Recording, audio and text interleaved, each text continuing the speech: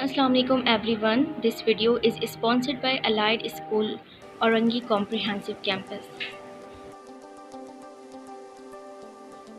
Okay आज हम class 9 की बायो की बुक चैप्टर नंबर 2 को स्टडी करेंगे और चैप्टर का नेम है स्ट्रक्चरल ऑर्गेनाइजेशन ऑफ लाइफ। इस पिक्चर में देखें, वॉल की कंस्ट्रक्शन होने में ब्लॉक्स और ब्रिक्स की नीड होती है, फिर जाकर वॉल का एक प्रॉपर स्ट्रक्चर तैयार होता है। तो वॉल की बेसिक यूनिट क्या हो गई?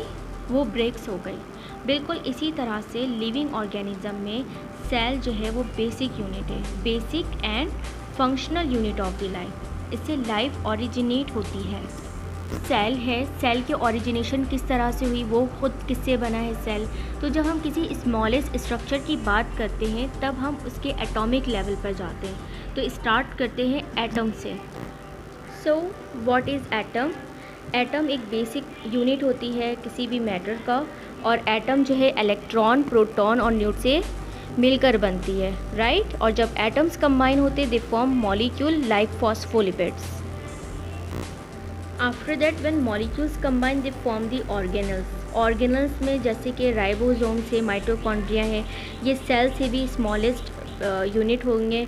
और फिर जब ऑर्गेनल्स कंबाइन होते then they form the cell, जैसे कि ह्यूमन ब्लड सेल्स हैं, नर्व सेल्स हैं, all are the example of the cells. जब एक जैसे सेल हों और एक जैसे उनके फंक्शन भी हों और वो कंबाइन होकर क्या बनाते हैं? टिश्यूज़ बनाते हैं, जैसे कि स्किन है, ब्लड टिश्यू है, देन डिफरेंट टिश्यू और इनके डिफरेंट फंक्शंस भी हों, देन वो कंबाइन होकर ऑर्गेन्स बनाते हैं, जैसे कि स्टमक है, एसोफेगस है, all are different organ. And when different organ combines they form the system. इसी तरह से जब डिफरेंट ऑर्गन कंबाइन होते हैं तो वो सिस्टम बनाते हैं, जैसे कि सर्कुलेटरी सिस्टम और आप ये कह सकते हो डाइजेस्टिव सिस्टम। इसी तरह से जब डिफरेंट सिस्टम कंबाइन होते हैं तो दे फॉर्म दी ऑर्गेनिज्म। इसी तरह से एक ऑर्गेनिजम्स की फॉर्मेशन हो जाती है। तीन तरह के लिविंग ऑर्गेनिज्म एक साथ रहें तो वो पॉपुलेशंस बनाते हैं। पॉपुलेशंस, प्लांट्स और दूसरी तरह के एनिमल्स एक साथ रहें तो वो कम्युनिटी की फॉर्मेशन करती है, जैसे कि पार्क में आप जाएं तो आप देखेंगे तमाम चीज़ें इंटरकनेक्टेड होती हैं और इस तरह से वो कम्युनिटी कहलाती हैं। कम्युनिटी से एक इकोसिस्टम बनता है। इकोसिस्टम में लिविंग ऑर्गेनिज्म का नॉन लिविंग के साथ इंट्रैक्शन होता है। इकोसिस्टम से देन बायोस्फीयर, और बायोस्फीयर में हमारी ज़मीन शामिल है। In this picture you can see the atomic level of living organism and the structural organization of life.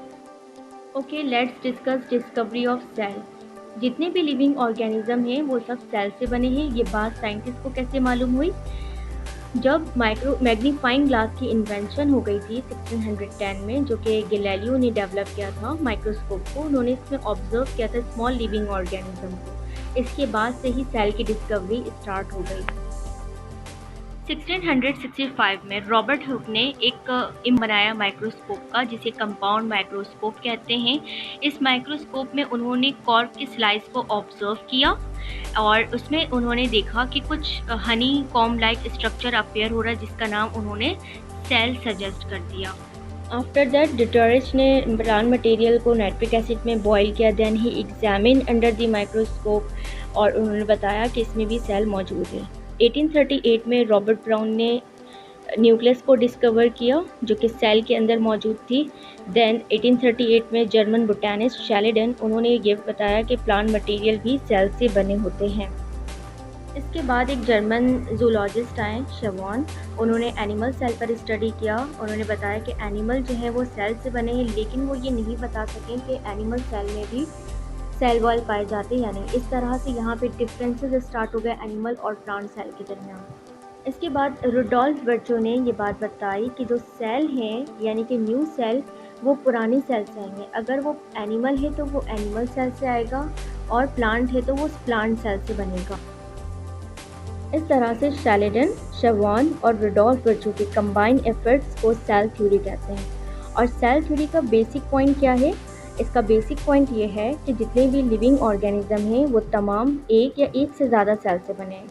Second point ये था कि जो सेल है वो हमारी लाइफ की बेसिक स्ट्रक्चरल और फंक्शनल यूनिट है।